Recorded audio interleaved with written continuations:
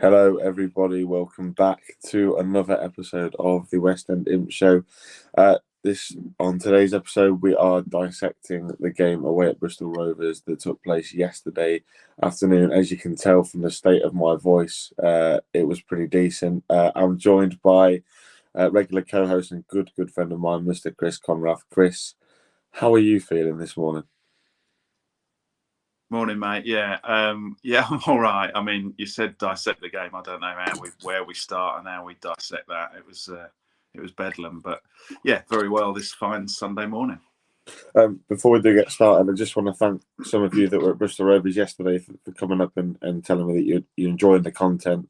Me, Chris, and the whole Stacey West team do really appreciate it that you guys are watching. So if you would like to like, comment, and subscribe, and share this around your friends, we are trying to reach 1,000 subscribers as quickly as we can do. So hopefully dissecting this game might take us a fair way there. Right, Chris, I think the first sort of point of call was the team selection. Obviously, we got to Bristol pretty early. We were in the fan zone sort of thing, which we think Bristol Rovers can take a few lessons from Lincoln from. We were there pretty early enough for the players to walk through, and that was just a nice moment, wasn't it, to get a few pictures of a few players. I mean, I was trying to flag down Carl Rushworth, didn't seem to work, but from there you could tell that Teddy Bishop hadn't travelled with the team. But the good news was that Hops and Max Sanders had both travelled, but it was no surprise that Tashan took Ted's place in the starting 11, was it? No, I think we probably expected that to happen. I don't know the sort of severity of Ted's injury, but yeah, Oatley Booth coming in for Teddy, and yeah, like you say, I think it's really important to have Hops back and Max Sanders as well, because I think getting those players back and moving forward and looking forward, hopefully over the next sort of 6 weeks, 8 weeks, I guess we might see a little bit of Monsma coming back in and around the squad. So yeah, I think it was pretty much as we expected the starting 11 to be. I don't think there was a great deal more. My only thing was would Vernam start instead of Garrick, because I don't know that Garrick impressed that much on Tuesday night. So that was the only thing in the back of my mind that might have been a change. But yeah, good starting 11. And yeah, it was nice to see them all, actually. It was a bit odd. I've never seen players coming through a fan zone to get into the ground. But yeah, it was nice. And, they were always approachable, aren't they? And yeah, it was good. Yeah. More on what we said to Jack Diamond later on in the show. Also, it was also good to see, just from a Lincoln City point of view, that Harry Anderson, who had gone off on Tuesday away at Ipswich Bristol Rovers, was in their starting 11. Just like to quickly note that some supporters who booed Harry Anderson completely against that. I think Harry Anderson is a club legend, Chris. I'm sure you'll back up my sentiments. And I thought the booing was a big disgrace yesterday. Harry was a big part of our lives, wasn't he, for the last 5, 6 years? Yeah, I just don't really get it. I mean, he didn't leave in any kind of controversial circumstances. He didn't sort of, burn any bridges with the club. And he was such an important player for us, and such a great player in terms of his community engagement and all of the stuff he did kind of behind the scenes and outside of the 90 minutes on the pitch. So it's a strange one for me, but yeah, I guess unfortunately or fortunately, everyone's entitled to their opinion, and it's not for me. We applauded him when he left the pitch, and he will always be warmly remembered for certainly for us. I know that for a fact. Right, we'll talk about the game then, because I don't think we can put it off any longer. What was it? We had horrendous views for the first goal, and we were sat almost level with the crossbar. We couldn't see the goal at the other end.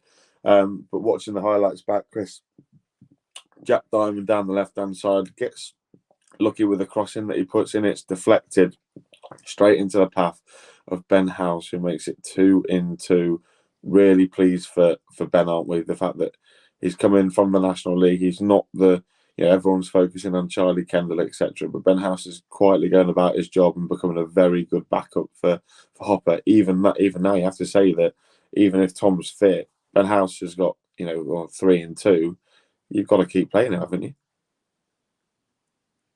I think he's making a very good case for actually keeping Hops out the side, because Hops has so many attributes that House doesn't have. I don't think House is particularly strong in the air, and I don't think he's got that same strength to hold up the play. But his runs off the ball are very impressive. He was really good Tuesday night and really good yesterday as well.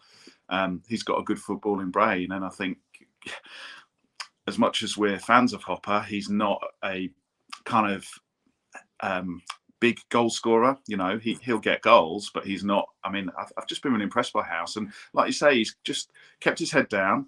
He's come back from what looked to be a pretty nasty injury tail end of last season, and he's worked his way. A bit fortuitous to come in because of Hopper's injury, but I think now it's a really difficult decision for Kennedy moving forward as to who takes that number 9 slot. I know me certainly were kind of panicking a little bit when the deadline window shut and we hadn't brought a striker in, because at that point I was thinking, is House that striker or is he more of an attacking midfielder? And I think he's proven that he can very much hold his own in that number 9 role.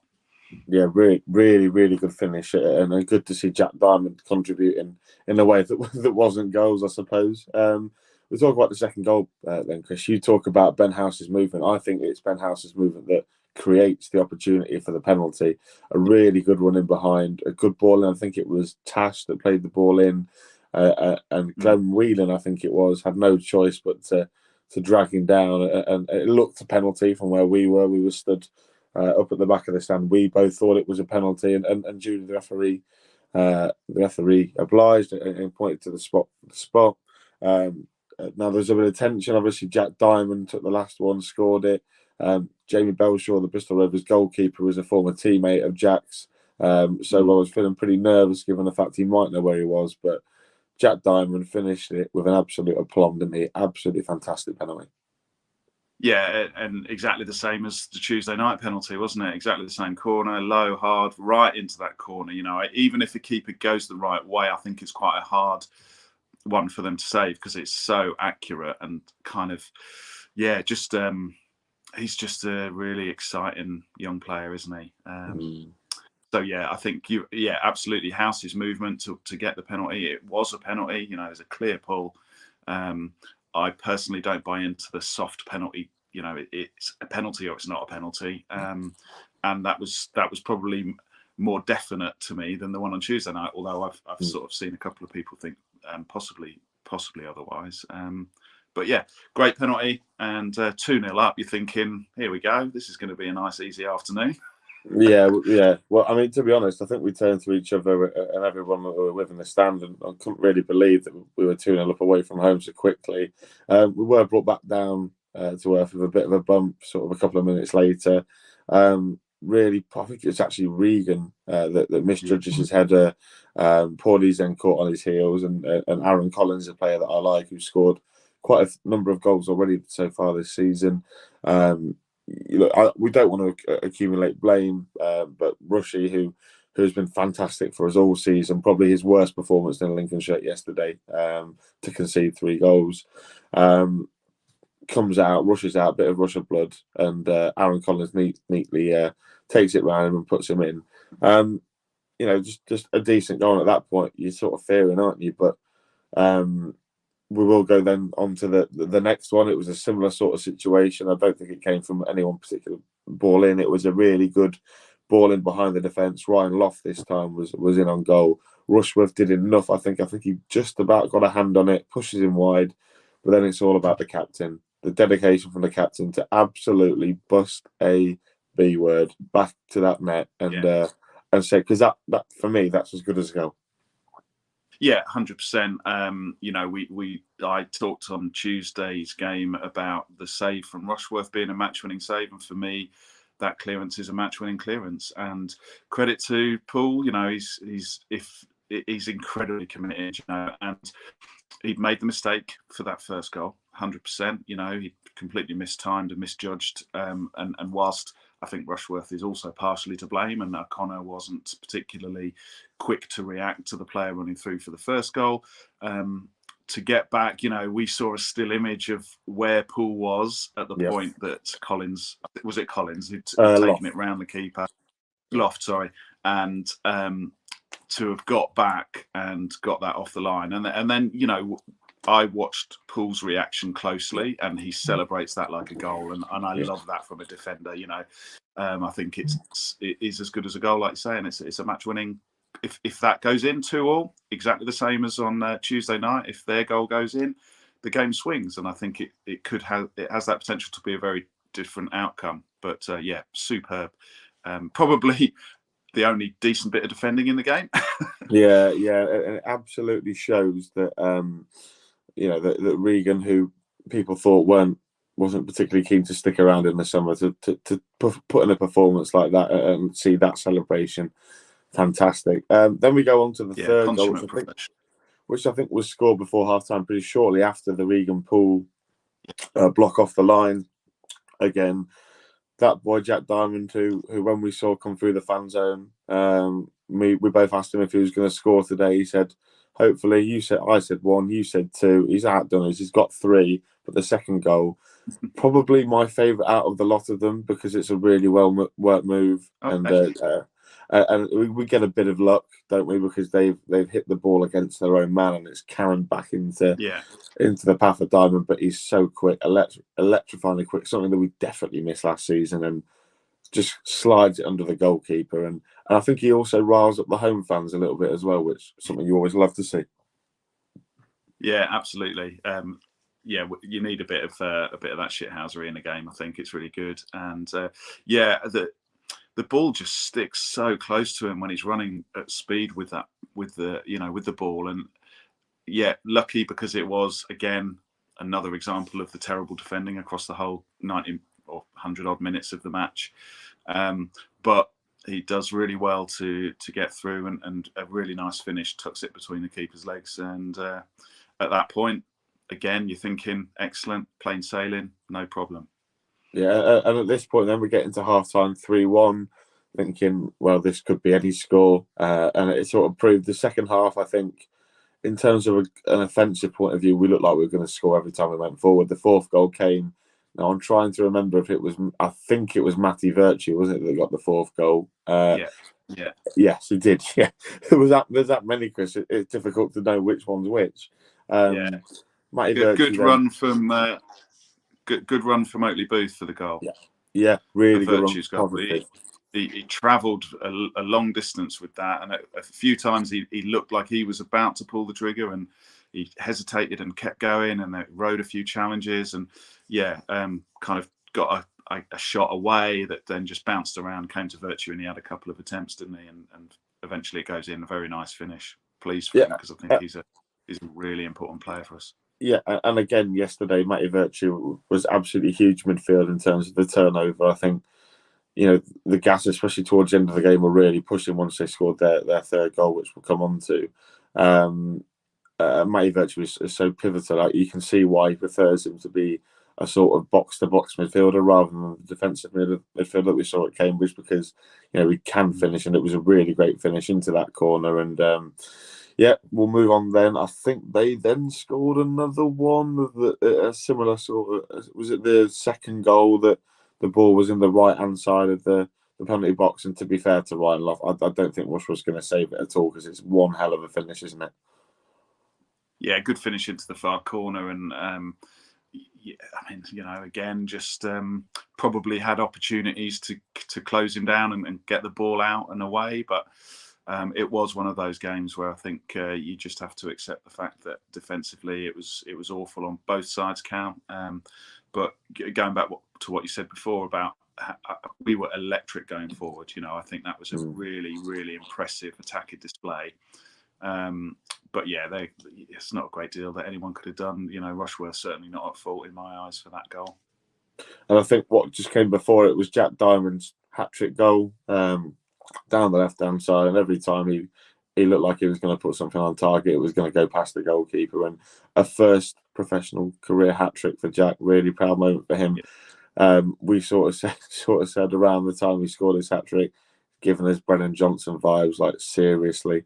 He scored his first professional contract in the first half of the season, the playoff season. So fingers crossed Jack can go on and have a similar sort of impact as to what Brennan did. But we're not running out of words, because we've only seen him for 2 games, but you can only give superlatives to Jack Diamond based on his performances so far, can't you? Absolutely, yeah, and I think he tracks back as well. You know, he's not just about the flair, the pace, the trickery going forward, the goals going forward. He does a shift. You know, he's not there just to kind of catch the eye. He puts in a shift. He supported Rowan down that left defensively. You know, stuck to his sort of discipline really well. That his third goal for me was my favourite goal of the game because I think it was a beautiful ball over from Sorensen. He takes it down. He's just, you know, the defenders just stood there watching him because they just don't know how to handle him, and he just drops his shoulder, takes it to the left, and a really lovely finish. Yeah, he's a very exciting player, and I think we definitely agree he's got those Brennan Johnson vibes in the fact that he will just lift the crowd every time he gets the ball, and everyone wants him to be doing exactly what he does do, which is, you know, taking players on. He's got great pace. Ball, like I said earlier, just sticks to his boot when he's travelling, and it's so hard to get a tackle in that isn't a foul when you've got a player like that. And then coming on to my favourite goal of the game, that Lincoln's last goal, which is quite disappointing. Again, brilliant movement from Ben House. I think it's a ball that comes down the right again. I think it's actually Oakley Booth that plays it, and Ben House sort of beats his man for dead for pace and smashes it. I mean, via a deflection, obviously, into the goal, but I don't think anyone expected it from the angle, from the fact that it was bouncing quite uncontrollably.